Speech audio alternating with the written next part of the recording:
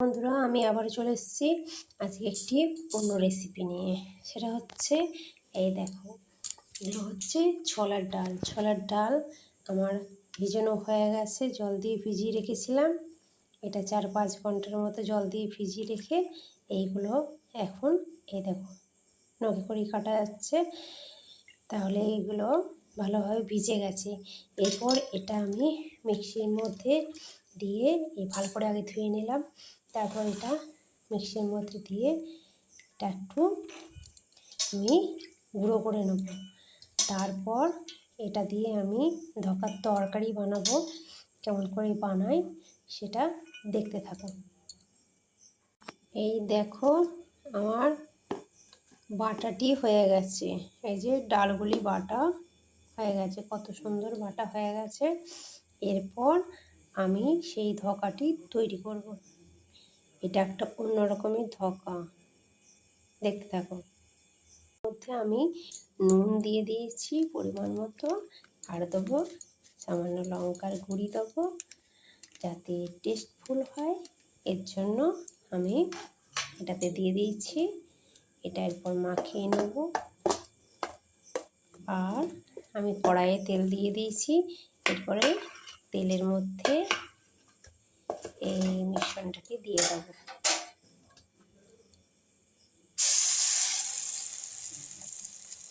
এই দেখো, আমি এটাকে দিয়ে দিয়েছি। একটু গ্যাসটা কমানো আছে, একটু বাড়িয়ে দিলাম। তারপর এটিকে নাড়াচাড়া করতে হবে যতক্ষণ না পর্যন্ত একটু শক্ত হয়, মানে একটু টাইট হতে হবে। এই যে আমি এটাকে নাড়া সম্পন্ন করে আমি আবার দেখাচ্ছি। এরপর আমার এটি আটা আটা ভাব হয়ে গেছে। এরপর আমি এটাকে থালার মধ্যে নিয়ে নেব।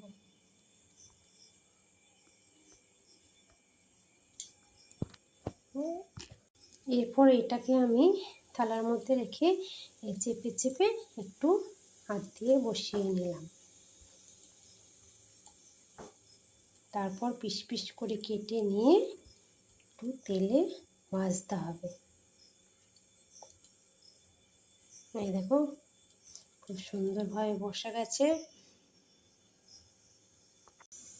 এই দেখো বন্ধুরা, ছুরি হাতের কাছে যা পায় তাই দিয়েই কাজ সেরে নিই। ছুরি থাক আর নাই থাক, খুন্তি দিয়েই কাজটা সেরে নেব। তাই পিস পিস করে এরপর 10 মিনিট পরে এই পিস পিস করে আমি এটাকে কেটে নিচ্ছি। এই দেখো, দেখতে পাচ্ছ? এইভাবে আস্তে আস্তে করে দিতে হবে, কারণ নাহলে যদি ভেঙে যায়।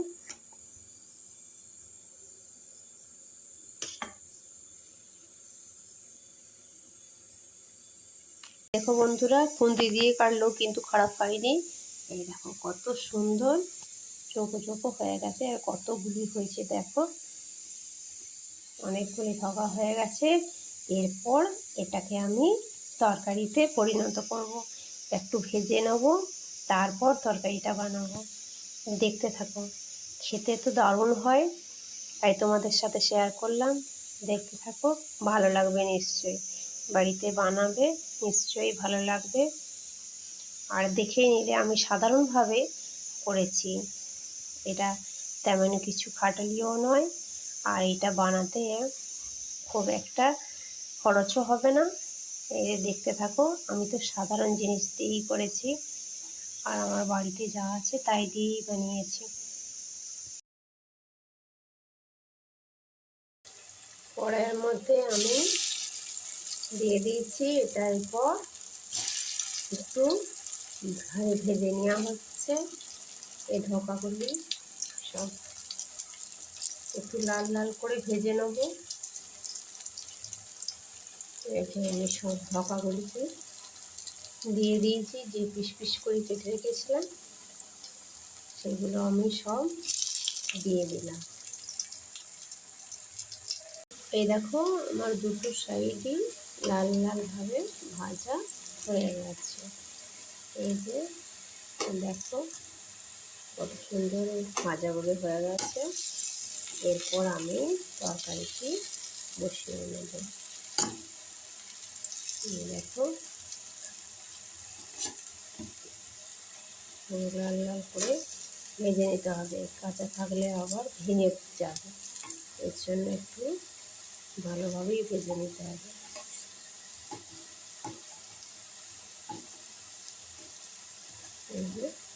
পুরো লাল লাল করে হয়ে গেছে ভাজাটি। কড়াইয়ে আমি তেল, গোটা জিরে আর চিনি দিয়ে দিয়েছি। আর এখানে আমি সব মশলাগুলো নিয়ে নিয়েছি, নুন, হলুদ, আদা, জিরে, লঙ্কার গুঁড়ি সব নিয়ে নিয়েছি। আর এখানে দেখো আলুটা আগেই সিদ্ধ করে রেখেছিলাম, তাই আলুটাও নিয়ে নিয়েছি। এরপর আমি এই মশলাগুলিকে আগে কষিয়ে নেব, তারপর তরকাটি দেবো। এসে গেছে, তার মানে তেলটি হয়ে এসছে, মশলাটি আমি দিয়ে দেব। এরপরে কষতে থাকবো।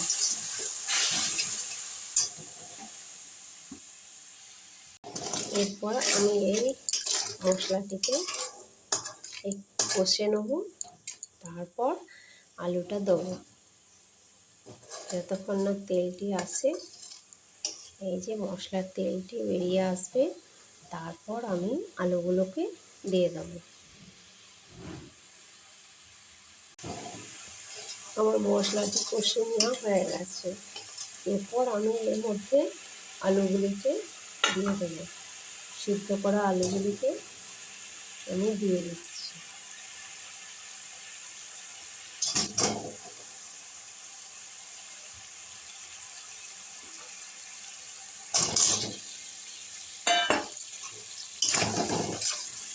এই সব আলুগুলোকে আমি দিয়ে এরপর আরও একটু ভালো করে কষে নেব।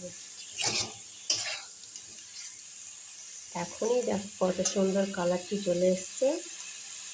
ধোকার তরকারি হবে এটা, যাটা ধোকা নয়, এটা হচ্ছে জীবনে মানুষ অনেক ধোকা পেয়েছে, কিন্তু এটা হচ্ছে ধোকা রান্না, এটা অন্য ধরনের রান্না।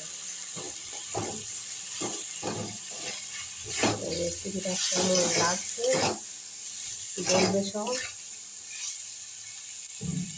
নিশ্চয়ই তোমাদের ভালো লাগবে।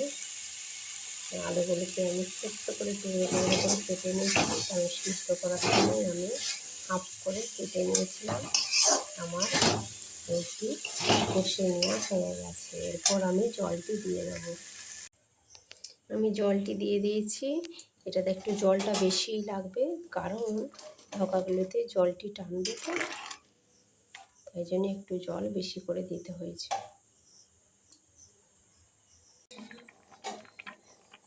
এই দেখো আমার প্রত্যেকটি ধোকা এখানে ঝোলের মধ্যে দেওয়া হয়ে গেছে, একটু ফুটে যাবে। এরপর দেখো তো তরকারিটা চিনতে পারছো কি না, আর কেমন হয়েছে বলো। ফুটতে শুরু করে দিয়েছে। এরপর আমি একটু পরে নামিয়ে নেবো, 2-5 মিনিট পর এটাকে নামিয়ে নেবো। শুনতে পাচ্ছ ফোটার শব্দ।